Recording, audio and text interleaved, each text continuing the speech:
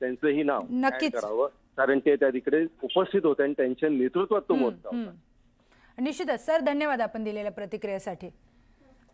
तर एक मोठी बातमी समोर येते. गँगस्टर अनमोल बिश्नोईला भारतात आणण्यात आलाय. अनमोल बिश्नोईला विमानतळावरून थेट पटियाला हाऊस कोर्टामध्ये नेण्यात येणार आहे. कुख्यात गँगस्टर लॉरेन्स बिश्नोईचा भाऊ आणि भारतातील मोस्ट वॉन्टेड गुन्हेगार अनमोल बिश्नोईला अमेरिकेतून भारतात आणलाय. अमेरिकेहून त्याला घेऊन जाणारं विमान आज दिल्ली विमानतळावर पोहोचलंय आणि या विमानामध्ये पंजाबमधील आणखी 2 वॉन्टेड आरोपींचा देखील त्यामध्ये समावेश आहे. त्यांच्यासोबत त्यांना देखील भारतात पाठवलं जात आहे.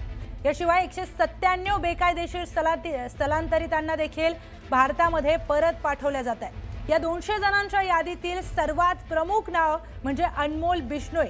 अनमोलच्या अटकेवर आणि हद्दपारीवर भारतीय एजन्सी बऱ्याच काळापासून काम करत होत्या. अनमोल बिश्नोई हा परदेशातून भारतामध्ये असंख्य गुन्हे, कॉन्ट्रॅक्ट किलिंग आणि खंडणी रॅकेट चालवणारा कुख्यात गँगस्टर आहे. तो लॉरेन्स बिश्नोई टोळीचा सर्वात सक्रिय हँडलर असल्याचं देखील बोललं जातं. एनआईए के अधिकारी सुबह 9 बजे से यहाँ पर बैठे हुए थे, हमने दिखाया था सबसे पहले। और यहाँ पर एनआईए के अधिकारियों की यहाँ पर जैसे ही उनको डिपोर्ट किया जाएगा उसके बाद एनआईए की गाड़ियाँ यहाँ पर से लेकर जाती है। इसके अक्सर इसी गेट से जितने भी गैंगस्टर इस वक्त डिपोर्ट हुए हैं वो इसी गेट से आए हैं। लेकिन क्या आज अनमोल बिश्नोई को भी यहीं से लाया जाएगा या सुरक्षा कारणों की वजह से दूसरी जगह से, देखना होगा पंकज। तर या संदर्भात अधिकची माहिती आपण जाणून घेऊयात. आपले प्रतिनिधी प्रशांत लीला रामदास यांच्याशी आपण बोलूया. प्रशांत, अतिशय महत्त्वाचा विजय म्हणावा लागेल भारतीय एजन्सीजचा. बरोबर, भारतीय सुरक्षा यंत्रणाचा हा मोठा विजय आहे. अनमोल बिश्नोईला भारतात आणलेला आहे. बाबा सिद्दीकीच्या हत्येच्या प्रकरणामध्ये अनमोल बिश्नोई हा मोस्ट वॉन्टेड आहे आणि त्यालाच इथे आता भारतात आणण्यात त्याला ज्या पद्धतीनं अमेरिकेतून ताब्यात घेण्यात आला, त्यानंतर त्याला आता भारतामध्ये हद्दपार करण्यात येत आहे. आणि महत्वाचं म्हणजे जर बघितलं त्याला ते एनआयएची म्हणजे राष्ट्रीय तपास यंत्रणेच्या वतीनं सगळी कागदपत्रांची पूर्तता केली जात आहे आणि त्याला तिथून थेट पटियाला कोर्टामध्ये आणण्यात येईल. तिथे त्याला हा कोर्टात नेऊन त्याच्या संदर्भात पीसीआर मागण्यात येईल, महत्वाचं पोलीस कस्टडी मागण्यात येईल. एनआयए शिवाय इतरही राज्यातले अनेक मोठे अधिकारी देखील त्याची कोठडी मागण्याची तयारीत आहे. महाराष्ट्र असो किंवा मग राजस्थान असो, ज्यामध्ये अनमोल बिश्नोई त्या ठिकठिकाणी जाऊन मोठे अपराध घडले आहे. ठिकठिकाणी त्याची ज्यामध्ये वसुलीचं पूर्ण एक मोस्ट वॉन्टेड असल्यामुळे त्यांनी वसुलीचं एक रॅकेट राबवलेलं आहे. अनेक मोठ्या प्रकरणामध्ये त्याची तो मोस्ट वॉन्टेड आरोपी आहे, गुन्हेगार आहे. या सगळ्या प्रकरणामध्ये आता एक मोठं यश भारतीय सुरक्षा यंत्रणा आलेलं आहे आणि अनमोल बिश्नोईला भारतात आणण्यात मोठं यश भारत सरकारला देखील मिळालेलं आहे. निश्चितच प्रशांत, धन्यवाद तुम्ही दिलेल्या माहितीसाठी. तर अनमोल बिश्नोई हा कुख्यात गँगस्टर लॉरेन्स बिश्नोईचा भाऊ आहे आणि भारतातील मोस्ट वॉन्टेड गुन्हेगार अनमोल बिश्नोईला आता अमेरिकेतून भारतात आणलं गेलंय. अमेरिकेहून त्याला घेऊन जाणारं विमान आज दिल्ली विमानतळावर पोहोचलंय आणि या विमानामध्ये पंजाबमधील आणखी 2 वॉन्टेड आरोपी देखील आहेत, त्यांना देखील भारतात पाठवलं गेलंय. याशिवाय 197 बेकायदेशीर स्थलांतरितांना देखील भारतात पाठवलं गेलंय. या 200 जणांच्या यादीमध्ये सर्वात प्रमुख नाव अनमोल बिश्नोईचं आहे. कुख्यात गँगस्टर लॉरेन्स बिश्नोईचा अनमोल बिश्नोई हा भाऊ आहे. अनमोलच्या अटकेवर आणि हद्दीपारीबद्दल भारतीय एजन्सी बऱ्याच काळापासून काम करत होत्या. तर अनमोल बिश्नोई हा परदेशातून भारतात असंख्य गुन्हे, कॉन्ट्रॅक्ट किलिंग आणि खंडणी रॅकेट चालवणारा कुख्यात गँगस्टर आहे.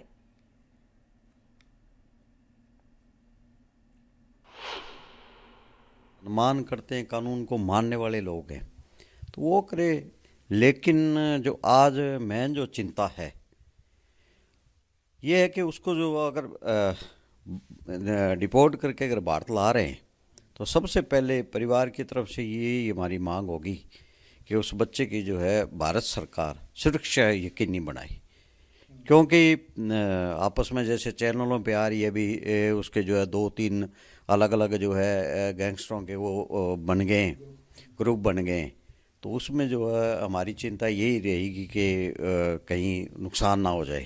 तो एक लॉरेन्स बिश्नोई का छोटा भाई होने की सज़ा मिल रही है. या संदर्भातील आणखी काही महत्त्वाचे अपडेट्स समोर येत आहेत, ते पाहूयात आपण. तुर्तास एक छोटासा ब्रेक.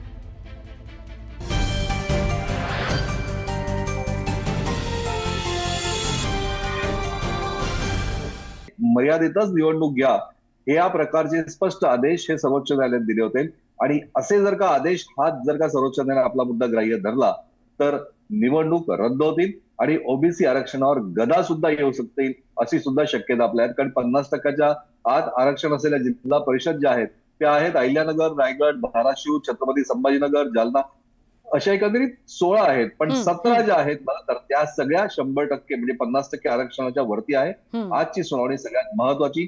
सुप्रीम कोर्टाचे आतापर्यंतचे जर का अभ्यास बघितले, त्यांनी दिलेले दिशानिर्देश बघितले, राज्य निवडणूक आयोगाकडनं घेतलेली माहिती जर का बघितली तर ओबीसी आरक्षणावर गदा येईल अशी शक्यता जरी असली तरी निवडणुका रद्द होण्याचा आदेश सुद्धा सुप्रीम कोर्ट देऊ शकतं. आजची लढाई किंवा आजची सुनावणी महत्वाची. सुवर्ण, नक्की धन्यवाद माहिती दिल्याबद्दल दोन्ही प्रशांतचे.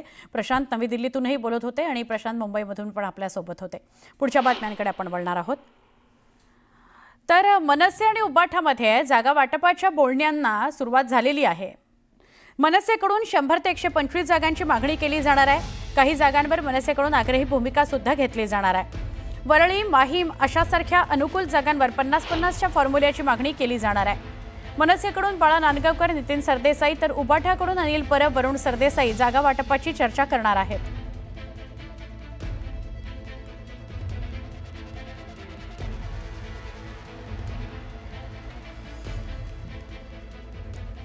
मुंबई काँग्रेसचं शिष्टमंडळ आज शरदचंद्र पवार यांची सिल्व्हर ओकवर जाऊन भेट घेणार आहे. मुंबईतील आगामी निवडणुकांबाबत शरद पवारांच्या राष्ट्रवादी काँग्रेससोबत जुळवून घेण्याकरता महत्त्वाची चर्चा आज पार पडेल असं दिसतंय.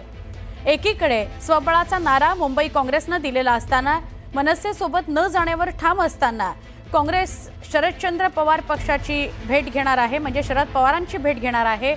त्यामुळे नेमकं काय आज गणितं जुळून येतात हे बघायचं. महाविकास आघाडीच्या घटक पक्षांसोबत चर्चा करण्याकरता ही बैठक महत्त्वाची मानली जाते. या शिष्टमंडळामध्ये मुंबई काँग्रेस अध्यक्षा वर्षा गायकवाड, अमीन पटेल, असलम शेख, ज्योती गायकवाड, विजय वडेट्टीवार यांचा समावेश आहे.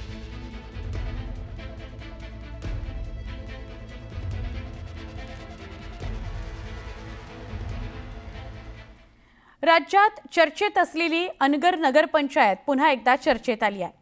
कडेकोट बंदोबस्त आणि शस्त्रधारी पोलिसांचा बंदोबस्त घेऊन उज्ज्वला थिटे यांनी नगराध्यक्षपदाकरता शेवटच्या दिवशी उमेदवारी अर्ज भरला. पण उज्ज्वला थिटे यांचा अर्ज छाननीत बाद झालाय. निवडणूक निर्णय अधिकाऱ्यांनी याबाबत अधिकृत माहिती दिली आहे. सूचक यांची सही नाही असा आक्षेप विरोधकांनी घेतलेला होता. निवडणूक अधिकाऱ्यांनी हा आक्षेप ग्राह्य धरून अर्ज बाद ठरवलेला आहे.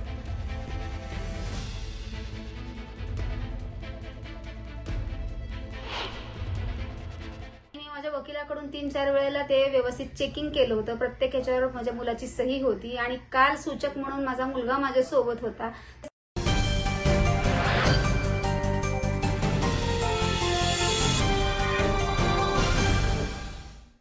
ब्रेकनंतर स्वागत. एक महत्त्वाची बातमी. मुंबई महापालिका निवडणुकीपूर्वी एक मोठी बातमी समोर येते. मुंबईमध्ये महाविकास आघाडी ही निवडणुकीपूर्वीच फुटल्याचं दिसून येत आहे. काँग्रेस नेत्यांनी शरद पवारांची भेट घेतली, मात्र काँग्रेस उद्धव ठाकरे आणि मनसेसोबत संपर्क साधणार नसल्याची माहिती आहे. मनसेमुळे काँग्रेस आणि शिवसेना उबाठामध्ये दुरावा आल्याचं दिसून येत आहे. तर शरद पवारांच्या भेटीनंतर काँग्रेस नेत्या वर्षा गायकवाड यांनी मनसेबाबत आक्रमक भूमिका घेतली आहे. दडपशाही आणि कायदा हातात घेणाऱ्यांसोबत जाणार नाही असं वक्तव्य वर्षा गायकवाड यांनी केलंय. तर संजय राऊत यांनी 2 महिन्यांपूर्वीच स्वबळावर लढण्याबाबत भाष्य केलेलं. तर राज ठाकरेंसोबत घेण्याबाबत आमच्याशी बोलायला हवं होतं असं देखील वर्षा गायकवाड म्हणाल्यात. दोन्ही ठाकरे बंधू एकत्र आले तर त्यांना आमच्या शुभेच्छा आहेत असं देखील गायकवाड म्हणाल्यात. दरम्यान मनसेमुळेच आता शिवसेना उबाठा आणि काँग्रेसमध्ये दुरावा आल्याचं दिसून येत आहे. आम्हाला अशी अपेक्षा आहे की येणाऱ्या काळामध्ये मुंबई महानगरपालिकेचं इलेक्शन हे सर्वांना बरोबर घेऊन केलं गेलं पाहिजे. कारण मुंबई ही असं शहर आहे की ज्याच्यामध्ये देशामधले सगळ्या राज्यामधली लोक या ठिकाणी असतात आणि मुंबईच्या विकासामध्ये प्रत्येकाचा हातभार आहे. त्यामुळे दडपशाही करणारं किंवा कायदा हाती घेणाऱ्या लोकांबरोबर आम्ही जाऊ शकत नाही, जी आमची भूमिका आहे. आमचे नेते जननायक आदरणीय राहुल गांधीजींनी भारत जोडो यात्रेच्या माध्यमातून लोकांना जोडण्याचं काम केलं, प्रेम देण्याचं काम केलं. आमची अपेक्षा तीच आहे की मुंबईच्या प्रश्नावरती यावेळी इलेक्शन व्हायला पाहिजे. मुंबईचे इलेक्शन हे प्रांत, धर्म, भाषा, जात या विवादामध्ये न पडता मुंबईकरांना होणारा त्रास, मुंबईच्या प्रश्न जे मूलभूत प्रश्न आहे, जी शाळा आहे, म्हणजे शिक्षण आहे किंवा आरोग्य आहे किंवा स्वच्छता आहे, पाणी आहे, या विषयावरती येणाऱ्या काळामध्ये बोललं गेलं पाहिजे. मुंबई महानगर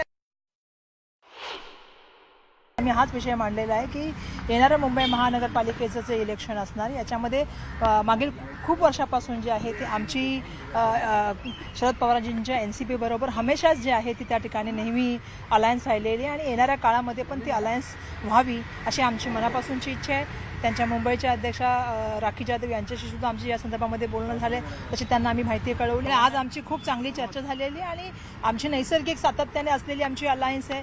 सगळेजण आम्ही संविधानाचा धागा मानतो, आम्ही जे आहे ते लोकशाही मानतो.